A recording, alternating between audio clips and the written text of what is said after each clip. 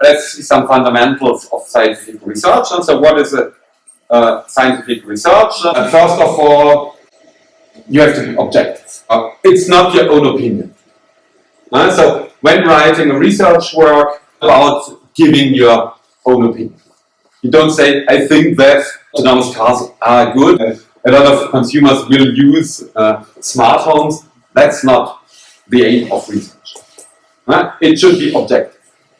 It's not a journalistic article, because also in journalistic articles it's quite exaggerated. Others are always trying to be dramatic.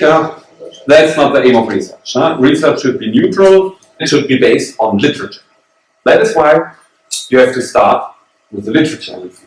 And in the literature you will see what are actually point of views of researchers, and they might be mitigated in contrast of what you think. That's researcher. It should be neutral. You should state neutrally different point of views. On the one side, researchers think that trust has an impact on loyalty. On the other side, researchers think that trust is not important. And so you argue, or you summarize actually the state of art of literature. That is what you have to do in the literature review. Avoid unreflected value positions, judgments, opinions of journalists. Avoid dramatic statements. For example, the market for IoT will explode in the next 10 years, and this is actually not the terms you should use. This is journalistic jargon, which should not be used. You should write it neutrally. It's not to show that everything is spectacular. You should show things how they are. Evaluation must be based on the text. So criticize what you read. From our point of view, these statements do not really hold because, but always justify yourself.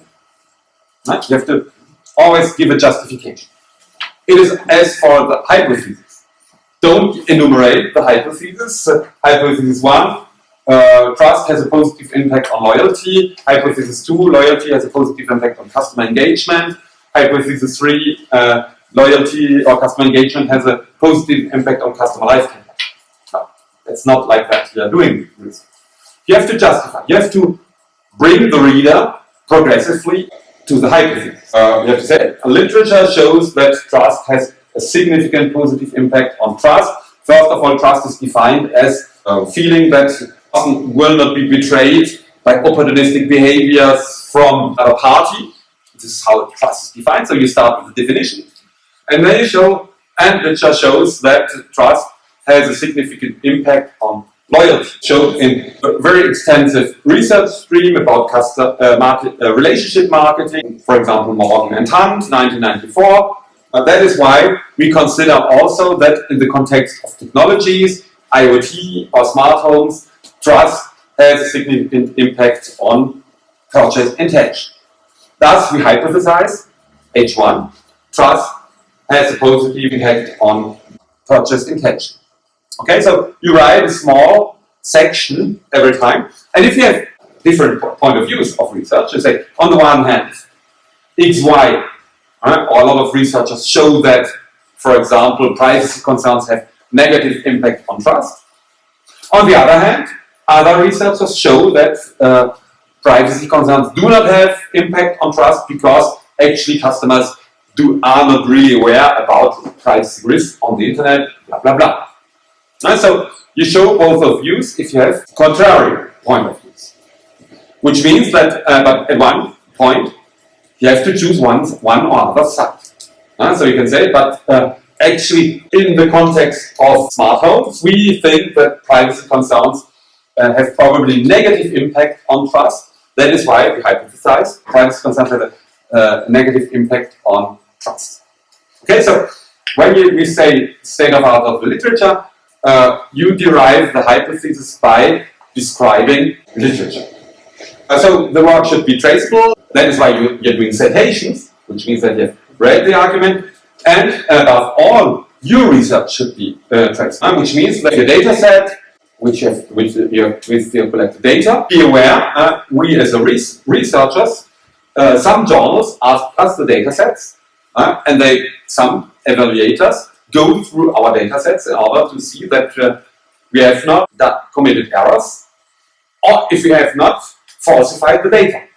Because there were in the past some negative examples. Falsification can lead to legal steps. Modify it because research should be objective, and even if the results are not those that you expected, that might happen. The results are like they are. But even if your results are not the one you expect, it's not a problem. What we evaluate is more, how did you do the literature review? How did you master the literature? How do you explain and derive the hypothesis? How do you master the theory? How do you use the analysis, interpret the analysis? How do you discuss the results? This is rather more we're focusing on. Not actually, are the results really coherent with your hypothesis? More about formal exercise you have to do. The perfect work should be able to draw empirical generalizations. But this actually, with the data we have, we cannot do it. But that is why it makes sense when you're doing sampling, not only to survey your friends, the same generations.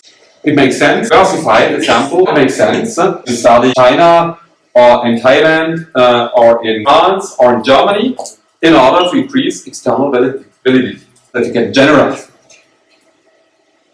Exigencies are moral. First of all, expect no plagiarism. Really be aware about copy-paste things. So don't copy-paste stupidly from articles into your document, because today all universities use plagiarism software, which means that it is scanned and compared with millions of research documents. If the similarity is higher than 80% with existing documents, it is rejected. You have to rewrite the document. Read an article, you want to summarize it, so you do copy-paste, and 3 months later you don't remember that it was only a copy-paste document. When you read an article and when you summarize an article, write it in your own words, and don't only copy-paste it in your Word document.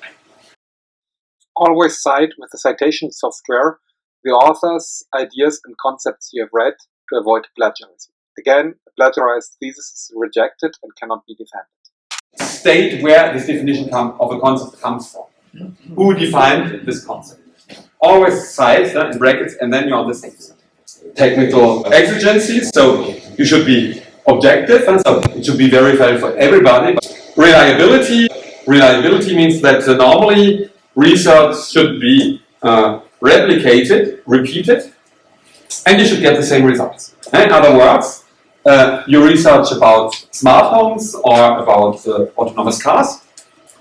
If we would wanted to do good research, we should replicate it now. We should replicate it in different countries. So China, Thailand, France, Germany. And normally we should have quite similar results. Or there might be cultural differences that explain the difference. But to see if our results are generalizable, it would make sense, it would be even urgent to replicate it in China, to see if the Chinese results are the same in Shanghai, in Beijing, or Hong Kong, or any other Chinese city. Or we should replicate it in Germany, in other cities, or in France, in order to see if it holds. And we should even replicate it every year to see if the results do not change with the time. But replications take time. That is why in academic social science literature, replications are rarely done, but they are very important. Important because they show that results that you find in the scientific research are independent or not dependent of time, because if you replicate, you should find with the time in long time studies the same results, independent of geography, so you should find the same results in Paris than in Toulouse, for example, for a French sample, or in Shanghai or Beijing for a Chinese sample, or in Bangkok or Chiang Mai for a Thai sample, or in Germany, in Frankfurt, such as in so that is why replications should hold over time and should hold over geography. That is why it is difficult and very time-consuming to do replications. But good research should be replicated. As we are not doing replications in management science or social science, we don't find universal laws like we have them in physics or in mathematics. like for example the Newton law of universal gravitation, which states that every particle attracts every other particle in the universe with a force that is directly proportional to the product of the masses and inversely proportional to the square of the distance between the centers. Yeah? So with this law, aeronautics and aeronautic firms can directly calculate if an object, if a plane will fly, because it's a universal law, a hard law. But in social science, we don't have these hard laws because we don't do replications and because we are working with humans. So it's not so easy like in physics to calculate universal laws. But the Newton law shows you that it's very important to have laws, but these laws, to come back to social science, can only be obtained by do replications in order to see if the results, the theories hold over geographical regions and hold over different time frames. The statistic exigence, as I said, you need linguistic style, good written design, and the formal style. That is, there are templates you can use. Don't change the typography. Be coherent in the whole document. The whole document should be clean. You might use a template, which the format of Word with the different chapters. It makes sense, but the aim is to give us at the end of your research a clean document without any errors and typos. The goals of a research work is to answer your central research question. That's the first thing. You have a research question that you have to define. The research question won't fall down from the sky. You have to find it. This research question will be born from the literature review. That is why you have to do a literature. And don't say now, okay, I know what I'm working on and what is my research question. You cannot. Because you have not done the literature review, so you have to read literature in order to formulate your research question. That is why we will see more in detail in a subsequent chapter how to do a literature review.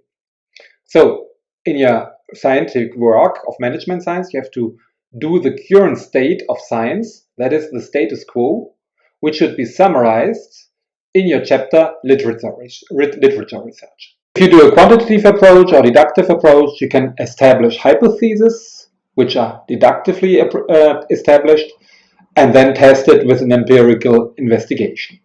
You verify the hypothesis by using literature and by empirically studying them.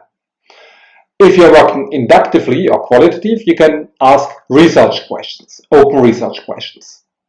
Then, in the next step, data is collected, qualitative or quantitatively, so which focus groups, for example, or text mining for qualitative approach, and with questionnaires and closed question and measurement scales in a quantitative approach.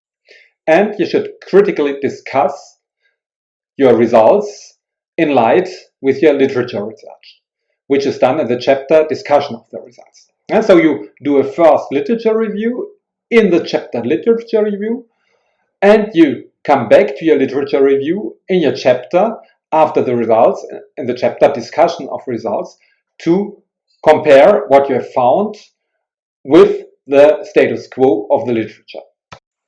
Discussion of the results means that you compare your results with the results of the literature. If you find similarities, then you are in line with literature, and this should be stated. If you find different results, you are not in line with literature, and you should explain why. So it might come from your data, it might come from the context, it might come from theory. So this is the important point to do and important action to do in the section discussion of results. So you should show why your results are different, and you should explain why these differences are observed in your data set. After that section, you should develop the chapter theoretical contributions, in which you should show what you contribute to the theory, how you enhance theory, which new concepts you brought into theory. So all these theoretical contributions should be developed then. The central research questions should be answered at the end of your research work, and you should give recommendations for managers, which is called the chapter at the end of your research work called managerial contribution. There you should explain why and how you can can contribute to managers, how you can help them, which are the recommendations coming directly, straightly from your research. And the last chapter, or the last aim of research, is to show the limits of your research. No research is perfect, so you have to show what are the limits or weaknesses of your research and which are the future research directions. In other words, what would you recommend to future research to do to enhance or to improve your work? Because this is then again the starting point or basis for other researchers or other research about the domain, about the topic. And this is summarized in the chapter at the end of your thesis called Research Limits and Future Research Directions. What are the goals? And so, first goal is to formulate a research question. Second goal is to find literature that gives an answer to the research question. Third goal is to raise a methodology that enables you to give an answer to your research question. And in the discussion of the results, you give the answer to your research question. How in line with literature or not, and you discuss how you contribute to literature and in which way. And contribution means what you bring, what is new.